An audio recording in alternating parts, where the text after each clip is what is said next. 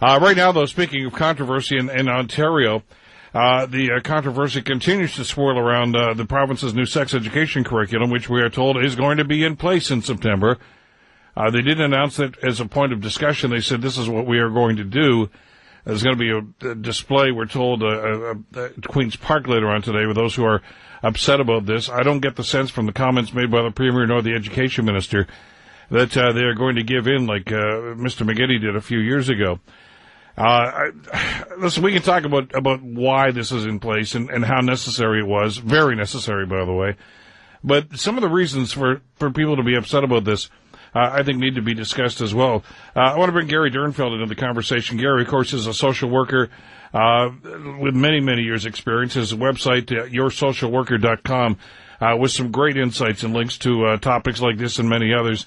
Gary, always a pleasure to have you on the program. Thanks so much for the time today. My pleasure. Good to be with you again, Bill. Are you surprised by the controversy around this? Oh, heavens no. Heavens no. You have mostly the controversy is by folks who represent right-wing views. Those folks more centrist, more left in their views. And even, it's so weird, even most of those on the right at this point, they're not arguing the changes. I mean, the PCs are supporting this. I find it was one of these things where I just had to get my teeth into this. I'm glad I got back to work today after a fabulous holiday, because there was a great piece that was written in the Star. It was Martin Red-Collin from the Star, who really kind of broke this story. He got an early lead on these documents about a day before the Education Minister released them. The way he characterized it is a much-needed update in sex education in this province, and I think that's a very apt description. Yeah, totally. The old Education Act, as it with regard to sex ed, goes back to 1998. The Internet was in its infancy then, and you know what? That really is the game changer for everything. Since the advent of the Internet and the proliferation, where we now have, we actually have toddlers with screens in front of them affixed to their strollers. So children as young as 8, 6, 5, 4, they're trolling on the Internet and coming across stuff that exposes them to images and ideas that are just so beyond their ability to comprehend. And so that's recognized in the new curriculum under the Education Act, that children are going to have access to, I'll call it information, that we as parents and adults have to get out in front of, lest that becomes their education. I want to ask you about one perspective on this in particular that seems to be a common thread for those who seem to have some problems with this. And that is, and I'll try to paraphrase it, Gary, is that kids in grades 1, 2, and 3 are, because this is starting at a pretty young age, as it should, by the way, are not ready to handle this. They shouldn't be exposed to this kind of language. I mean, you've heard that argument, haven't you? Come on, I'm cutting you off. I apologize, but it's so laughable. So you know what? We're calling vaginas vaginas. We're calling penises penises. And we're introducing children to anatomically correct language and function. We certainly talk about their heart, lungs, eyes, ears, nose, and mouth. So to take offense to other bodily functions is just preposterous. I can't say the word. Ludicrous, preposterous. I mean, there's a number. There's a dictionary full of words that would be apt descriptions of this. But it just, I find it mind-boggling, though, that people would take that tact as if, and I'm wondering, is it because there's a connotation in some circles, Gary, that to have a discussion about sexuality in some way is dirty? I would think so. So, in fairness to those who may be offended by this material, sex tends to be a taboo topic. It is something that you'll discover quietly on your own. We don't talk about that. We don't talk about these parts. There is often shame and embarrassment associated with these kinds of conversations. And, you know, what we who work with people day in and day out want everyone to know, it's helpful, it's healthy to know how to discuss these, our body parts. It's healthy to know how to use them. It's healthy to know how to protect them. And it's also healthy to put it in a context of relationships and to understand the variations in terms of human relationships. You know, Bill, we live in a society today where we're plagued by bullying, where we are plagued by harsh criticism and views of people who are not like, if you will, everybody else. And so all these discussions are aimed at not just sex ed, not just here are the parts and here's what to do with them, but here's what not to do with them. Here's what will happen if you do with them this way or that way. Here is the variation of human relationships that are out there. And we're teaching children to be respectful throughout. You know, there are themes that follow through this new curriculum. And from my perspective, those themes hinge on appropriate relationships, respectful behavior, and safety. And that's what's underneath the sex ed curriculum. Sidebar issue, and I'll tie this back to our discussion in just a second. I don't know if you watched the Academy Awards on Sunday night. No, I didn't actually. I missed them. They were, well, it wasn't the highlight of your life. Don't worry about that. But I mean, and there's some rather poignant speeches about civil rights and about women's rights, etc. Best speech of the night, I thought, was the guy that won the Academy Award for screenplay. He wrote The Imitation Game, the one with Benedict Cumberbatch, who's this brilliant man, of course, who essentially invented computers and cracked the Nazi code and won World War II. It's a true story. Yeah. But instead of being a hero, of course, he was vilified and actually castrated chemically because he was gay. And anyway, this is the guy that wrote the screenplay. His 30-second acceptance speech simply said, this is the message that we wanted to get across. He said, when I was 13, I wanted to kill myself. I tried to kill myself because I knew I was different. And he said, somebody talked to me and said, it's okay to be different. It's okay if you have different feelings from other people. And I thought, boy, why can't we seem to get that message across? We talk about it when we hear about tragedies, Gary, but when we come across with a curriculum like this that's supposed to address it, all of a sudden we get our backs up. Right, and good for you for pointing that out, because, again, underneath the new curriculum, we want people to get along, we want them to be respectful, we want them to understand the variations in human relationships, and that these are all they're all acceptable, they're all natural, they're some people may object to this, they're all within the range of normal human behavior. And we want that information out there so that people can be more appropriately sensitive to others. You know, I do remember in grade 6, most of the boys have not reached puberty. I certainly didn't. There was one girl whose breasts had started developing. She wore a bra, and she was teased mercilessly for having been as developed as she was in grade 6. When I reflect back on that, how miserably I treated her, my peers treated her, and those are the girls and the boys, by the way.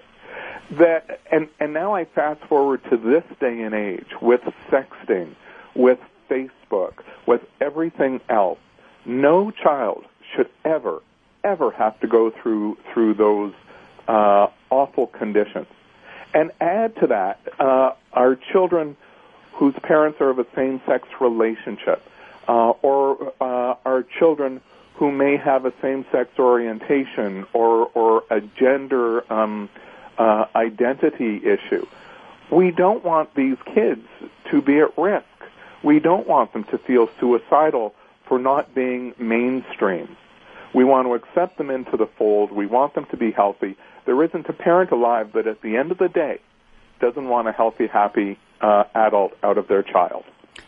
I can remember going through elementary school, and I was in a Catholic system, which had rather stringent, parameters, and even into public high school later on. And Gary, I can remember being in class with fellow students that were not the same as some of the others. I still remember one that did have a gender issue. And you know how much discussion we had about it in school? Zero. None.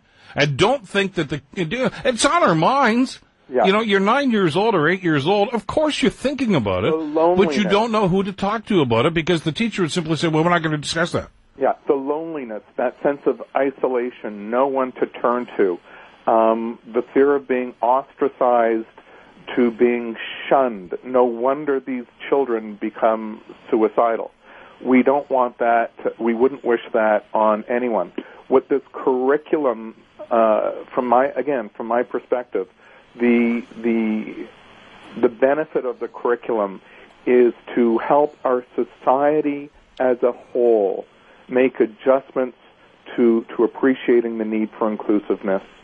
That just because our sexual orientation may be different, or it used to be the color of our skin, or it used to be our face, that does not make any of us good or bad in and of itself. I would go one further, by the way. In the Catholic system, I guess it's changed somewhat now, but there were boys' schools and girls' schools, or boys' classes and girls' classes, even if it was within the same structure and environment. So the discussion was different. Yeah. In other words, you don't need to know anything about female sexuality because you're not a female. So we're not even going to go there. Okay, don't skip that chapter altogether.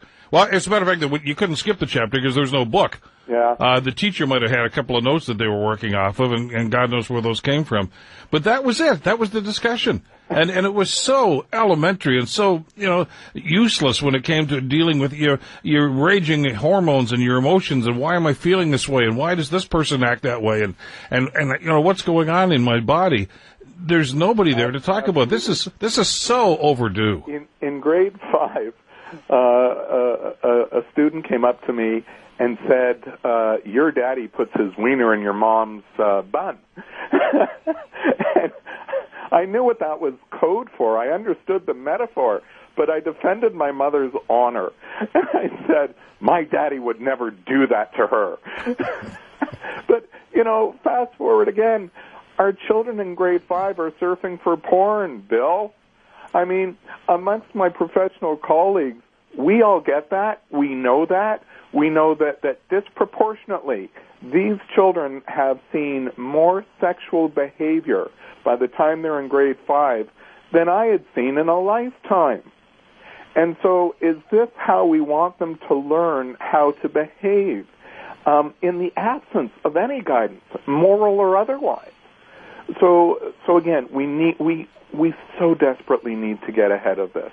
We do need to help them to understand, there's such a thing as oral sex. There's such a thing as anal sex. By the way, the kids in grades 7, 8, 9, and 10, get this, they don't believe that oral sex and anal sex is sex. Their version of sex is that it has to be genital penetration, genital to genital contact. And so they are engaging in oral and anal sex, believing that maintains their virginity, and therefore this is healthy and okay. They have no appreciation that all the same sexually transmitted infections by genital contact are the same through oral and anal contact. So we do need to get these messages out there that, there are people engaging in these behaviors, and the associated risks are sometimes at least the same and sometimes more dangerous. And these are the only strategies that protect if you're going to engage in these kinds of behaviors. Is this, there's a big kerfuffle about this now because the province has just introduced it, and like you say, there's going to be a rally at Queen's Park. The government has said, we appreciate that there are going to be people that are opposed to this, and if you really feel strongly about it, you can take your kid out of the class. But I'm not getting the sense that they're going to back down on this. Nor should they. Well, first of all, I think the government is going to absolutely follow through with this new curriculum. I think you will have the odd child whose parent seeks to bring that child out of the class. That child, quite frankly, will, in my humble opinion, not benefit from that for a number of reasons, not least of which they're not going to have access to the curriculum, which will be helpful and protective. But then, apart from that, it separates this child from that child's peers. It will cause that child to look odd or different, the very thing that we're trying to mitigate. So parents who will choose to have their children removed from those classes, I hope they weigh that against causing your child to look odd or different in the eyes of the other children. And as to the argument, again, put forward by some people that to learn about this, Gary, is going to make kids experiment and is going to push them towards checking this out. In other words, if you don't talk about it, then your kid's never going to become gay. So don't worry about that. So don't even use the word, okay? So the data just doesn't support that. We don't have data that says the more we educate our children, the more they're going to actually engage in sexual or risky sexual behavior.